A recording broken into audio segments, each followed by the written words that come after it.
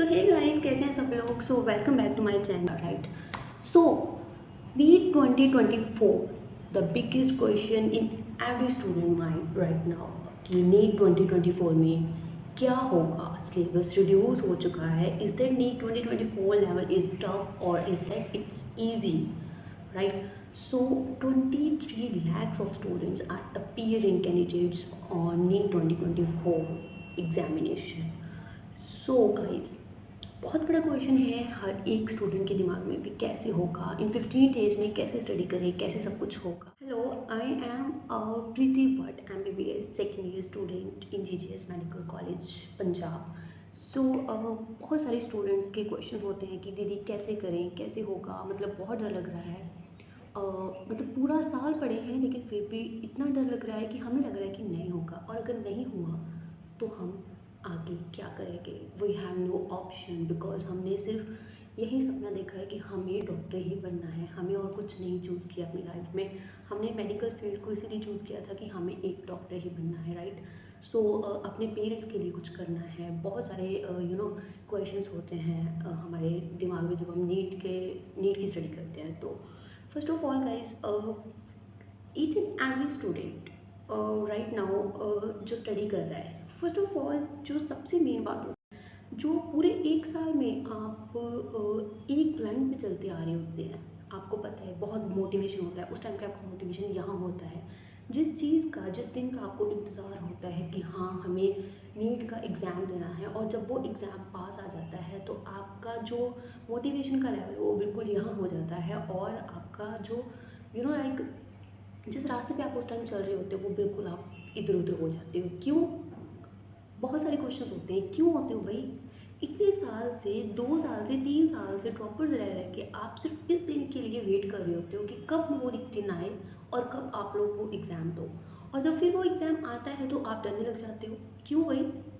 मतलब यार, बहुत सारे स्टूडेंट्स मुझे टेलीग्राम पे क्वेश्चन करते हैं कि दी कैसे करें, डर लग रहा है, नहीं होगा, और नहीं हुआ तो we have no other option. So first thing I am discussing with you guys कि सबसे पहले तो आपको अपनी अप्रोच को ठीक करना होगा। जो भी आप अप्रोच को फॉलो कर रहे हैं अपने स्टडी मटेरियल को लेकर के, अपने रिवीजन को लेकर के, अपने नोट्स को लेकर के, सबसे पहली गलती जो आप सब लोग करते हो वो है कि आप खुद को ना फॉलो करके दूसरों को फॉलो करते हो। एक टॉपर बन गया है तो आप उस टॉपर को फॉलो करने लग जाते हो। फर्स्ट ऑफ ऑल, कभी भी किसी टॉपर को या किसी को फॉलो करके आप कभी भी कोई भी एग्ज़ाम क्लियर नहीं कर सकते हो, ठीक है। सबका एक अपना तरीका होता है, खुद सब एक अपने लेवल के अकॉर्डिंग जो है वो स्टडी कर पाते हैं। किसी को सोना ज़्यादा पसंद आता है, लाइक किसी को होता है कि वो 6 घंटे की नींद पूरी किए बिना वो पढ़ नहीं सकता है, और किसी को होता है कि वो 3 घंटे की नींद पूरी करके भी बहुत अच्छे से रिवीजन और सब कुछ कर सकता है, राइट। सबसे पहले don't follow to other peoples की, उनको फॉलो करके हम अपना एग्ज़ाम जो है वो क्लियर कर लेंगे, right. So that is the first point which you need to achieve, right. सबसे पहले जो इम्पॉर्टेंट थिंग है we are discussing about the biology. Biology में आपको NCERT को ही पढ़ना है, कुछ भी और फॉलो नहीं करना है। अगर आपके पास नोट्स हैं that is well and good, आपको NCERT में पढ़ना है। 95% जो क्वेश्चंस होते हैं वो NCERT से ही होते हैं, और इससे बाहर कुछ नहीं आता है, ठीक है। आपको अपनी NCERT को पढ़ते जाना है, जितना टाइम हो सके लास्ट में आप जितनी रिवीजन कर सकते हो उतनी रिवीजन आपको करनी है लास्ट में, ठीक है। और उसके बाद जो NCERT की लाइक आप पूरे दिन में जो है आपने टारगेट बना लिया है कि आज आपको इतने चैप्टर्स जो है NCERT के वो रीड करने हैं, उसके PYQs लगा रहे हो या फिर आप क्वेश्चंस कहीं से भी लगा रहे हो, ठीक है। उनके प्रॉपर क्वेश्चंस लगाओ, लाइन बाय लाइन देखो, उसको समझो कि इसमें क्या लिखा है। हर टाइप के क्वेश्चंस लगाने की कोशिश करो। असर्शन रीज़न मेनली जो क्वेश्चंस, हर एक बच्चा असर्शन रीज़न पे क्या होता है कंफ्यूज हो जाता है, तो उसको प्रॉपर लगाओ। उसके अगर आपने दिन में लाइक सुबह का हुए हैं वही चैप्टर की रीडिंग, जस्ट रीडिंग आपको शाम को भी एक बार उसको देनी है, राइट। इवनिंग टाइम भी आप उसको एक बार रीडिंग दो, ताकि जो आपने सुबह पढ़ा हुआ है उसमें से देखो यार, हमारा brain level like mind level ऐसा होता है कि जो आपने एक बार पढ़ा है लाइक 100% कर रहे हो तो उसमें से 50% वो शाम तक रहेगा, नेक्स्ट डे वो उससे भी कम हो जाएगा, लाइक। तो अगर आप सुबह जो पढ़ रहे हो शाम को हो सके कि आप अब जो वो 50% आ चुका है उसको वापस से 100% करने के लिए आप एक बार रीडिंग और दे दो, लाइक। तो उसमें से एटलीस्ट जो 50 में से आप आपका जो है वो 70 या 75% फिजिक्स लेवल हो जाता है। तो ऐसे होता है, ठीक है। तो बायोलॉजी इज़ वेरी इजी कि आप अगर नोट्स में से पढ़ रहे हो तो नोट्स में से पढ़ो, अगर आप बट एनसीईआरटी को फॉलो करना ही करना है, एनसीईआरटी को बिल्कुल नहीं छोड़ना है, ठीक है। सब कुछ एनसीईआरटी से आता है, जितनी बार हो सकती है। अब लास्ट टाइम पे आपको बस रिवीजन करनी है, वन शॉट देख रही हो या आप यूट्यूब के टीचर्स को फॉलो कर रहे हो, किसी भी कोचिंग को फॉलो कर रहे हो, तो आपको प्रॉपर एनसीईआरटी को फॉलो करना है इसमें, ठीक है। मॉड्यूल्स हैं, राइट। तो आपको है कि जो आप 90% तो आप अपनी एनसीईआरटीज़ को ही फॉलो करें, राइट। मैं ये नहीं कहती हूँ कि भाई फिज़िक्स में भी आपको अपनी एनसीईआरटी फॉलो करनी है। मैंने अपने टाइम पे अपनी एनसीईआरटी को फॉलो नहीं किया था। मैंने बायो में प्रॉपर एनसीईआरटी को फॉलो किया था। एंड लाइक केमिस्ट्री में जो था वो इनऑर्गेनिक एंड ऑर्गेनिक, वो तो एनसीईआरटी से ही करना है। और वेल एंड गुड कि अगर आप जो इनऑर्गेनिक के एनसीईआरटी के नोट्स हैं वो बना लें, राइट। तो अगर आपको किसी के नोट में से बहुत अच्छे से समझ आ रहा है तो आप उससे कर लो, लेकिन अगर आपको नोट में से समझ नहीं आ रहा है तो आप खुद अपने नोट्स बनाकर उसमें से पढ़ सकते हो। अब लास्ट 15 डेज़ में कैसे स्टडी करें, ठीक है। ये तो पैटर्न था कि भाई आपको कैसे स्टडी करनी चाहिए, किसी को फॉलो ना करते हुए आप खुद का एक पाथ बनाएं, खुद को फॉलो करें, खुद की मैनेजमेंट देखें कि आप कैसे कर सकते हो, ठीक है।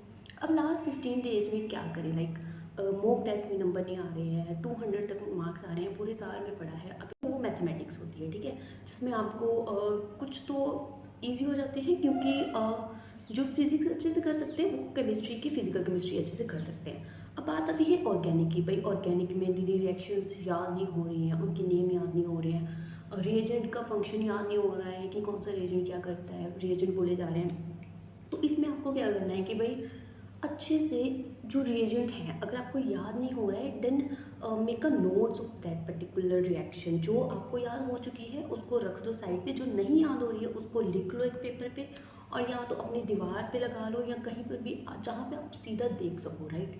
तो इम्पॉर्टेंट है। बाकी जो उसकी एनसीईआरटी में जो गिवन है वो तो आपको पढ़ना है, क्योंकि उसकी रीडिंग बहुत ज़्यादा इंपॉर्टेंट होती है। तो लास्ट में जो मैंने जो अपने लास्ट स्टेज में किया था, दैट इज़ कि जितने भी रिएजेंट थे उनको मैंने बार बार पढ़ा था ताकि मैं भूल ना जाऊँ एट अ टाइम। क्योंकि नीट के एग्ज़ाम के टाइम हमें बहुत ज़्यादा स्ट्रेस होता है, बहुत ज़्यादा डर लगता है कि नहीं होगा तो क्या होगा, बहुत सारे लाइक क्वेश्चंस आते हैं हमारे माइंड में उस टाइम पे। तो मेक श्योर कि आपको डरना तो बिल्कुल नहीं है, राइट। ये डरना एक राइट जो ना चींटी जैसा होता है, दूर से देखने को आपको बहुत बड़ा लगेगा, लेकिन जैसे जैसे आप उसके पास जाते रहते हो तो आपको वो कुछ भी नहीं लगता। सो आपको क्या करना है कि सबसे पहले अपने मन में से आपको डर को इनऑर्गेनिक केमिस्ट्री में कैसे अप्रोच रखें कि हमारे फुल मार्क्स जो है वो नीट 2024 में आ जाए, ठीक है। सो इनऑर्गेनिक केमिस्ट्री में जो बेसिक थिंग है, आप कुछ भी ना फॉलो करते हुए अपनी एनसीईआरटी को मेन प्रायोरिटी देनी है, ठीक है।